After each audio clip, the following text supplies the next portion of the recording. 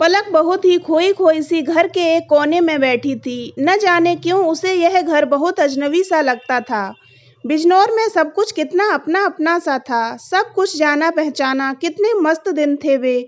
पास पड़ोस में घंटों खेलती थी और बड़ी मम्मी कितने प्यार से पकवान बनाती थी।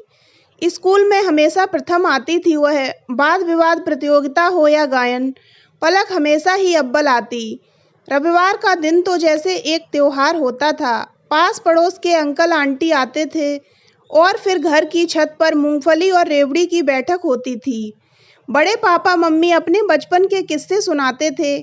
पलक घंटों अपनी सहेलियों के साथ बैठकर उन पलों में सारा बचपन जी लेती थी।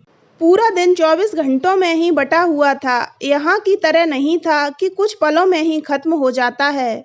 तभी ऋषभ भैया अंदर आए और बोले, पलक तुम यहाँ क्यों एक कोने में बैठी रहती हो, क्या प्रॉब्लम है? ऋषभ भैया अनवरत बोले जा रहे थे, यह दिल्ली है, बिजनौर नहीं। यह क्या अजीब किस्म की जीन्स और ढीली कुर्ती पहन रखी है? पता है कल मेरे दोस्त तुम्हें देखकर कितना हंस रहे थे। पलक को समझ नहीं आ रहा था, जो कपड़े बिजनौर में मॉडर्न कहलाते थे वे यहाँ पर बेकार कहलाते हैं। पलक सोच रही थी कि बड़ी मम्मी पापा ने तो उसे दिल्ली में पढ़ने के लिए भेजा था, पर यहाँ के स्कूल में तो लगता है पढ़ाई के अलावा और सारे काम होते हैं। सब लोग धड़ाधड़ इंग्लिश बोलते हैं, कैसी कैसी गालियाँ देते हैं। वैसे इंग्लिश तो पलक की भी अच्छी थी, पर न जाने क्यों दिल्ली में उसे बहुत झिझक होती है। आज ऋषभ भैया और मम्मी पापा पलक को मॉल लेकर गए थे, शॉपिंग कराने के लिए। इतना बड़ा मॉल पलक ने इससे पहले कभी नहीं देखा था। जब पलक छोटी थी तो बार बार उसके दिमाग में यही बात आती थी कि वह नाना नानी के साथ क्यों रहती है। पेरेंट टीचर मीटिंग में वह अपने नाना नानी को लेकर नहीं जाना चाहती थी, क्योंकि सबकी मम्मी इतनी सुंदर जवान और नए नए स्टाइल के कपड़े पहनती हैं और उसकी नानी खिचड़ी वाल और उल्टी सीधी साड़ी पहन कर जाती थी। एक बार उसने अपनी नानी से पूछ ही लिया, मैं अपने मम्मी पापा के साथ क्यों नहीं रहती हूँ? नानी हंसते हुए बोली थी, क्योंकि कुदरत ने तुम्हें अपने नाना नानी के जीवन में रंग भरने भेजा है। पलक को कुछ समझ नहीं आता था, पर यह दुविधा उसके बाल मन में हमेशा रहती थी। बस इसके अलावा उसकी जिंदगी में सब कुछ परफेक्ट था। जब कभी कभी पलक की मम्मी रीना दिल्ली से अपने बेटे ऋषभ के साथ आती थी तो पलक को बहुत बुरा लगता था।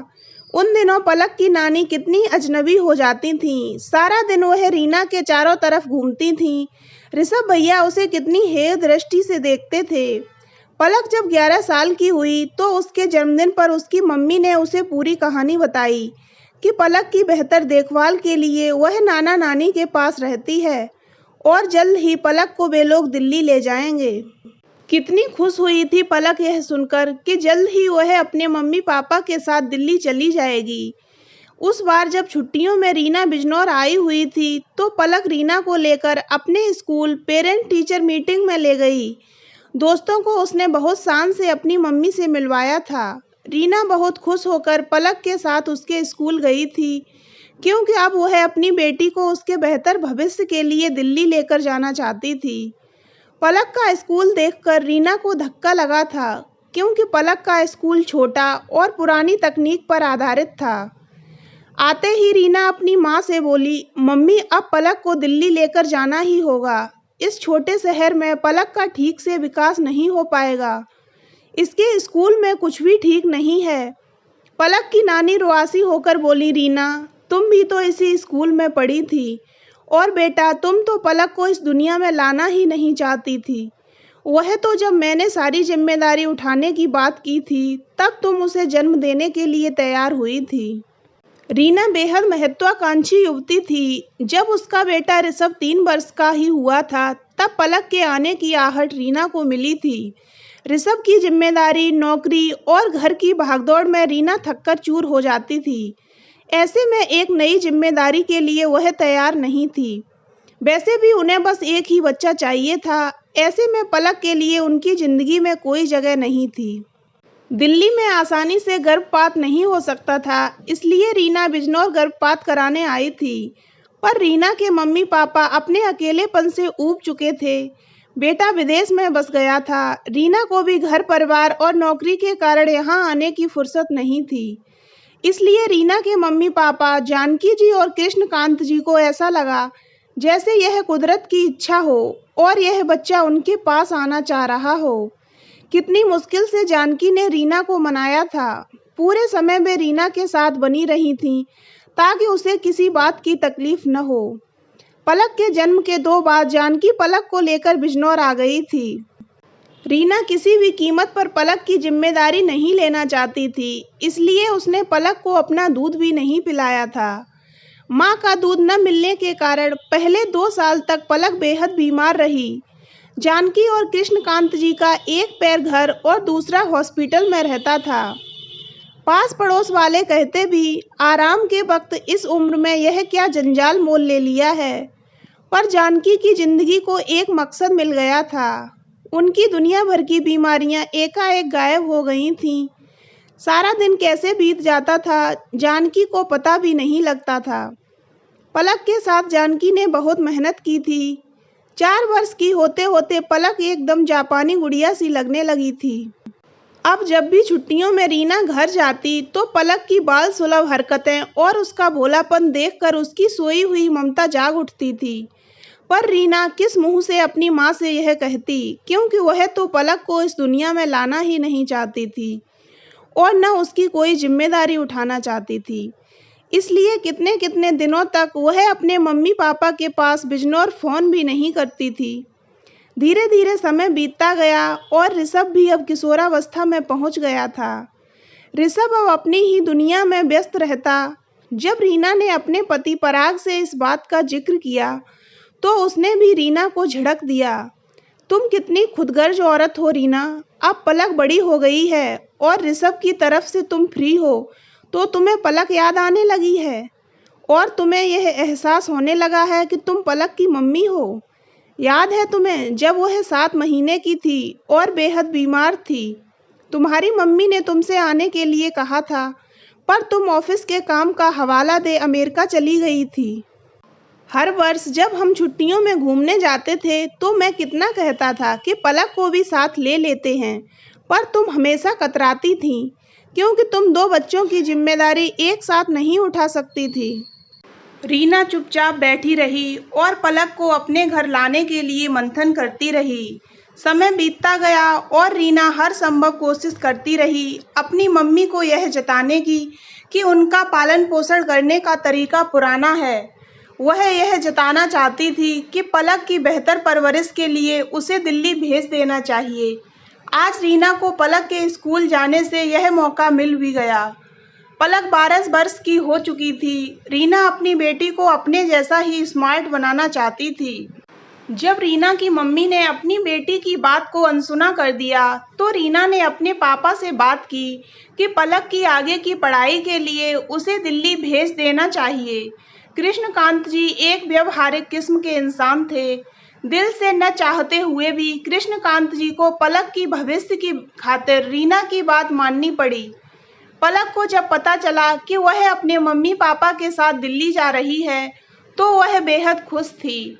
पर जब सारा सामान पैक हो गया तो पलक एकाएक रोने लगी कि वह किसी भी कीमत पर नाना नानी को छोड़कर नहीं जाना चाहती।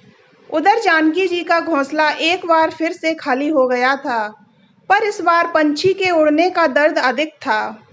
कृष्णकांत जी जानकी जी को समझाते, वह रीना की ही बेटी है और तुम्हें खुश होना चाहिए कि हमारी पलक बड़े और अच्छे स्कूल में पढ़ेगी। पर जानकी जी को तो जैसे उसकी दुनिया ही वीरान लगने लगी थी। जानकी जी को पूरा विश्वास था कि पलक उनके बिना रह नहीं पाएगी। बेटी ने एक बार भी नहीं कहा था, इसलिए उनकी खुद तो दिल्ली जाने की हिम्मत नहीं हुई थी। पर पति कृष्णकांत से बात करके घर के पुराने नौकर माता दीन को ढेर सारी मिठाइयों के साथ दिल्ली भेज दिया। नई दुनिया, नए लोग और चमक दमक सभी को अच्छी लगती है और पलक तो फिर भी बच्ची ही थी। वह इस टीम टाम में अपने पुराने घर और साथियों को भूल गई थी। माता दीन को देखकर एक पल के लिए पलक की आंखों में चमक तो आई, पर नए रिश्तों के बीच फिर वह चमक भी धीमी पड़ गई। माता दीन पलक को खुश देखकर उसे आशीष देकर अगले दिन विदा हो गया था। माता दीन को विदा करते हुए रीना का स्वर कसैला हो उठा और बोली, काका मम्मी को बोलिएगा पलक की चिंता छोड़ दें, वह मेरी बेटी है, मैं अपने आप संभाल लूंगी। दिल्ली से आकर माता दीन ने कहा, बीबी जी चिंता छोड़ दीजिए, पलक बिटिया नई दुनिया में रच बस गई है। पर जानकी जी खुश होने के बजाय दुखी हो गई थीं और फिर से उनका शरीर बीमारियों का अड्डा बन गया था। उधर 1 माह बीत गया था और पलक के ऊपर से चमक दमक की खुमारी उतर गई थी। अब पलक चाह कर भी अपने आप को दिल्ली की भागती दौड़ती जिंदगी में ठीक से ढाल नहीं पा रही थी। स्कूल का माहौल उसके पुराने स्कूल से बिल्कुल अलग था। घर आकर पलक किससे अपने मन की बात कहे, उसे समझ ही नहीं आता था। पलक बहुत कोशिश करती थी अपने आप को ढालने की, पर असफल ही रहती। नाना नानी का जब भी बिजनौर से फोन आता तो पलक हर बार यही बोलती कि उसे दिल्ली में बहुत मजा आ रहा है। पलक अपने नाना नानी को परेशान नहीं करना चाहती थी। पलक के मम्मी पापा सुबह निकलकर रात को ही आते थे। ऋषभ भैया अपने दोस्तों और दुनिया में व्यस्त थे। पास पड़ोस न के बराबर था, यहाँ के बच्चे उसे बेहद अलग लगते थे। जब पलक ने अपनी मम्मी से इस बारे में बात की तो 12 साल की बच्ची का अकेलापन दूर करने के लिए उसकी मम्मी ने उसे समय देने के बजाय विभिन्न प्रकार की हॉबीज क्लासेज में डाल दिया। पहले ही पलक स्कूल में एडजस्ट नहीं कर पा रही थी और अब guitar class, dance class, abacus class Palak को हॉबी क्लासेज के बजाय स्ट्रेस क्लासेज लगती थीं। पलक की नन्ही सी जान इतनी अधिक भागदौड़ और तनाव को झेल नहीं पाई थी। उसके हौसले पस्त हो गए थे। वार्षिक परीक्षा फल आ गया था और पलक 2 विषयों में फेल हो गई थी। परीक्षा फल देखते ही रीना पलक पर आग बबूला हो उठी। बेवकूफ़ लड़की, कितना कुछ कर रही हूँ मैं तुम्हारे लिए। दिल्ली के सलीके सिखाने के लिए कितनी हॉबी क्लासेज पर पैसे खर्च हो गए, पर तुम तो रहोगी वही छोटे शहर की सिलविल। पराग रीना को समझाने की कोशिश भी करता कि पलक और ऋषभ को एक तराजू पर ना तौले। पलक को थोड़ा समय दे, वह जैसे रहना चाहती है उसे रहने दे। इतने तनाव का यह असर हुआ कि पलक को बहुत तेज बुखार हो गया था।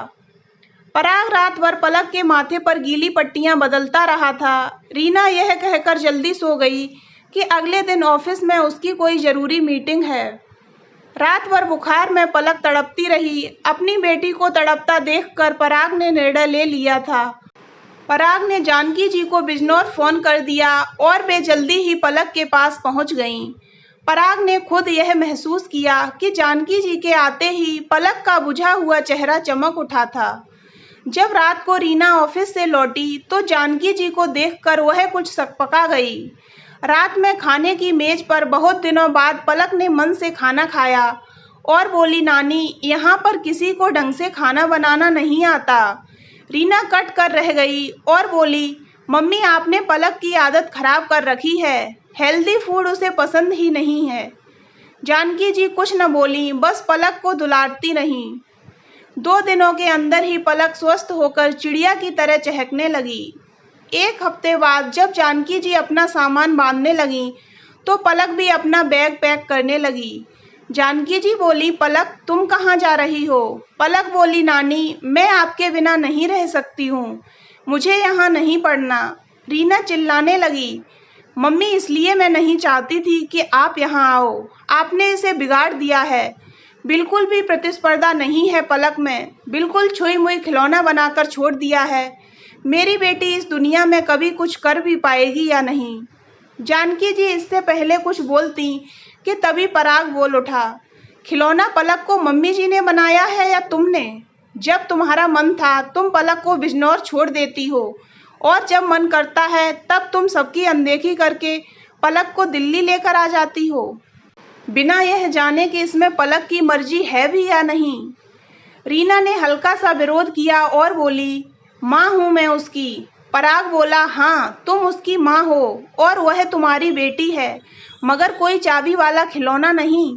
रीना पराग पर कटाक्ष करते हुए बोली, लगता है तुम बेटी की जिम्मेदारी नहीं उठाना चाहते हो, इसीलिए यह सब बोल रहे हो।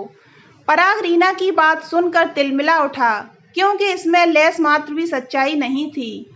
इससे पहले पराग कुछ कहता, पलक ने धीरे से कहा, मम्मी मेरी खुशी मेरे अपने घर में है जो बिजनौर में है। यह भागदौड़, यह कंपटीशन मेरे लिए नहीं है। इससे पहले कि रीना कुछ और बोलती, जानकी जी बोली, रीना, जो जहाँ का पौधा है वह वहीं पर पनपता है। रीना ने आगे कुछ नहीं कहा और चुपचाप अपने कमरे में चली गई। जाने से पहले पराग ने पलक को गले लगाते हुए कहा, पलक, जब भी तुम्हारा मन करे बिना एक पल सोचे चली आना। और बेटा, तुम्हारे 2 घर हैं, एक बिजनौर में और दूसरा दिल्ली में। बेटा, कामयाबी कभी भी किसी जगह की मोहताज नहीं होती। पलक और जानकी जी को जाते हुए देखकर पराग सोच रहा था कि शायद खिलौने की चाबी अब खिलौने के पास ही है। अब पराग अपनी बेटी के भविष्य को लेकर निश्चिंत हो गया था।